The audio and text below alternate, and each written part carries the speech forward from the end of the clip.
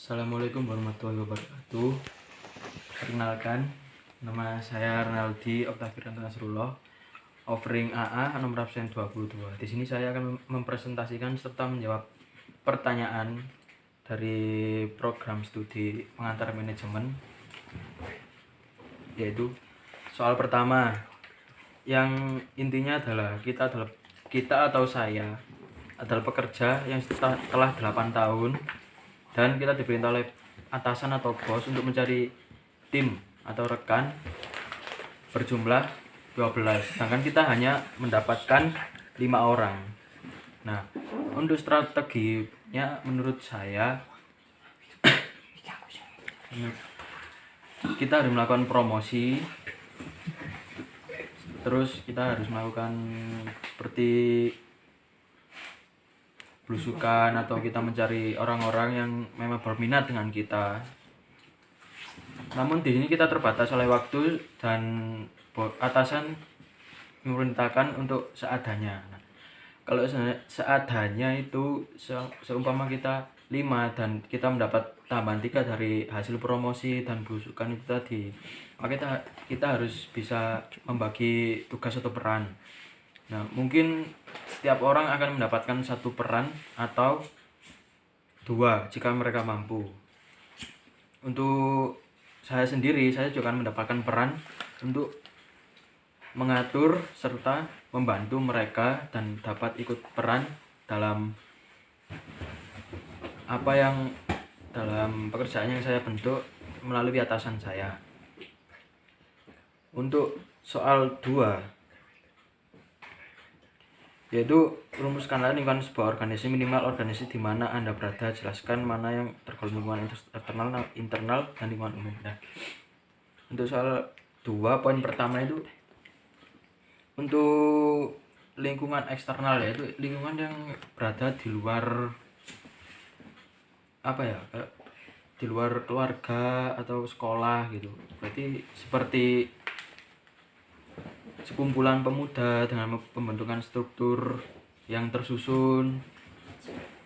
Terus untuk lingkungan internal seperti dalam sekolah, kampus, atau dalam sebuah lingkup desa. Nah, untuk di sekolah biasanya seperti pramuka, PMI, dan lain-lain.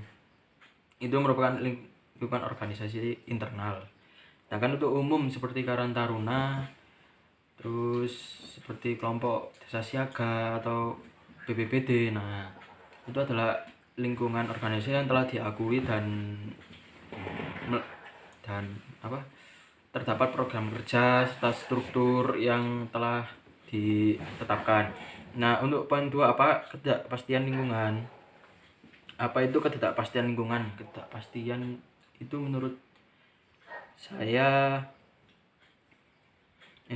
apa itu ketidakpastian lingkungan, bagaimana Anda dapat meminimalkan ketidakpastian tersebut. Nah, untuk lingkungan ini jalur pikir saya itu terdapat di lingkungan organisasi. Nah, ketidakpastiannya itu seperti, kalau menurut saya sih, niat dari orang itu tersendiri dan organisasi itu betul atau tidak dan sudah resmi atau tidak. Untuk meminimalisirkan, kita harus mengecek terlebih dahulu apakah organisasi tersebut telah dibentuk dengan hitam di atas putih serta bertanda tangan materai dan diakui oleh lembaga setempat atau pimpinan tertinggi di tempat tersebut. Nah, untuk poin ketiga, globalisasi manajemen mengharuskan para manajer untuk bertindak dan bersikap global. Mengapa organisasi terlibat dalam persaingan global? Apa dampaknya terhadap budaya kerja organisasi lah? Kenapa? Karena kalau organisasi tidak mengikuti perkembangan global, mereka akan tertinggal dan sulit untuk berkembang menjadi lebih baik.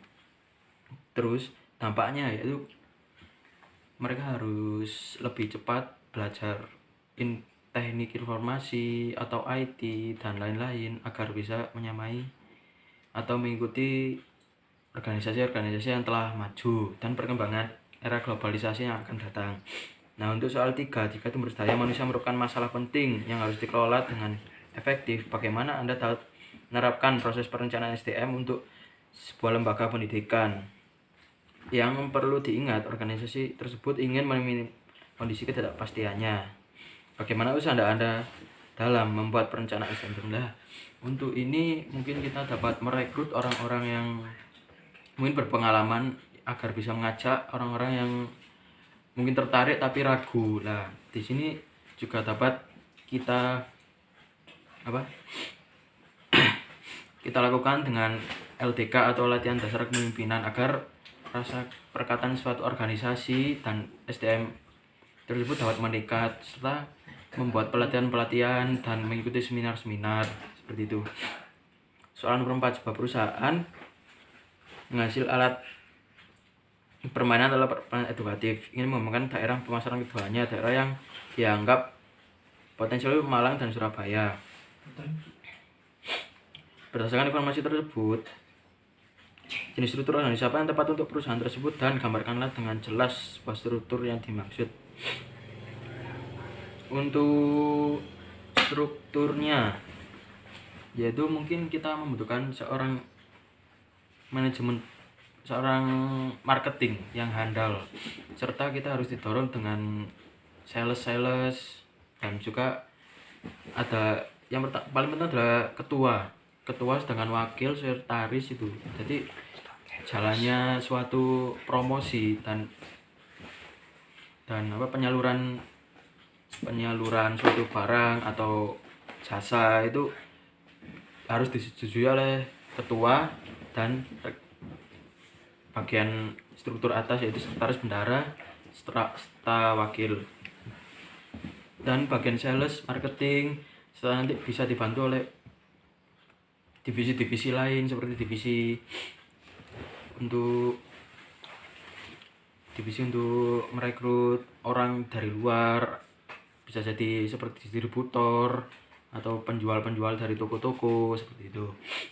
Untuk soal terakhir, berhubungan dengan soal nomor 4, setiap strategi yang ditetapkan akan berdampak pada perubahan struktur organisasi. Jelaskan semua itu dari ya.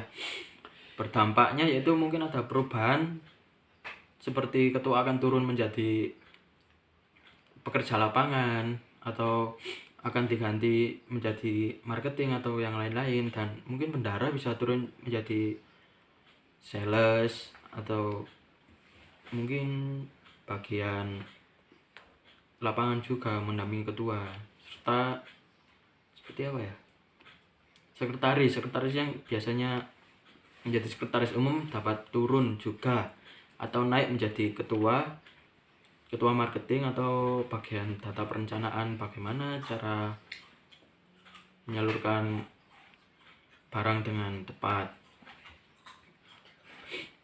Kalau menurut saya cukup sekian, dan terima kasih, semoga bermanfaat. Mohon maaf bila ada salah kata. Jangan lupa subscribe.